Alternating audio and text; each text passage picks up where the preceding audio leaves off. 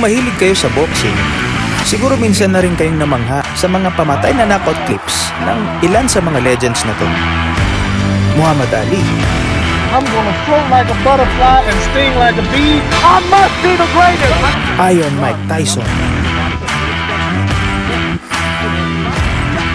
Julio Cesar Chavez, Chavez continues to rack up one of the longest win streak of 86-0.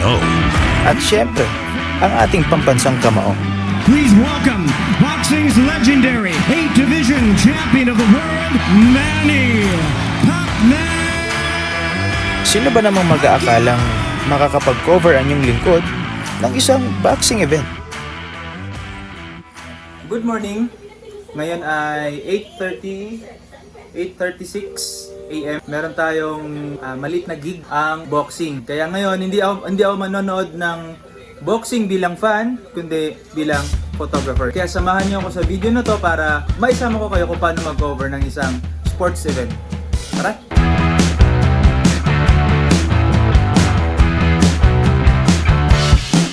Sa event na to, ito ang gamit kong kit. Nikon D3400 body, Nikon 35mm 1.8G prime lens, at ang aking Nikon 18-55mm kit lens. Pagdating ko sa event, naghanap agad ako ng pinaka-close-up na spot pero hindi naman abala sa mga judges. At syempre, yung hindi rin ako tatamaan ng mga uppercuts. Lagi nating tandaan, hindi tayo pumunta doon bilang mga audience, andun tayo bilang photographer. Alright, let's get ready to rumble na! Nung una, hirap akong kumuha ng magagandang shots kasi sinasabayan ko sila pag may magagandang palitan ng suntok. Ang teknik pala mga kaputing tae, i-anticipate mo ang mga suntok bago pa ito tumama.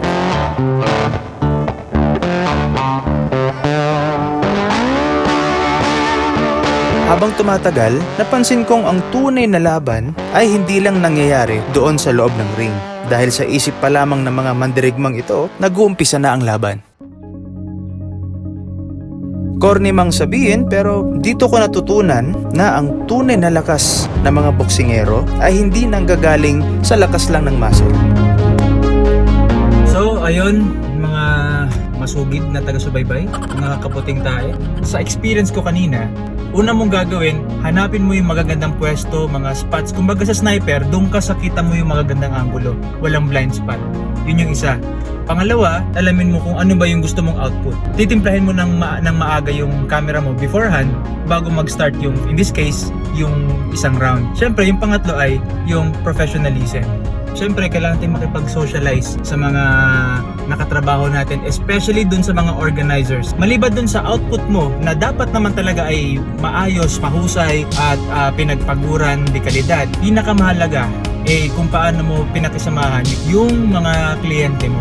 Kasi yun ang magbibigay sa'yo ng susunod na gig. Kahit gaano pa kalupit yung mga outputs mo, kung balasubas ka naman makisama, hindi ka na makakaulit pa, kumbaga. Bagaman alam ko naman hindi talagang pang Time Magazine yung mga kuha ko kanina. Pero alam ko may nakuha akong mga golden shots, kumbaga, na pwede kong ipagmalaki sa mga kliyente ko. Kaya yun lang mga kaputing tae, sana meron kayo natutunan sa episode na to at see you very soon.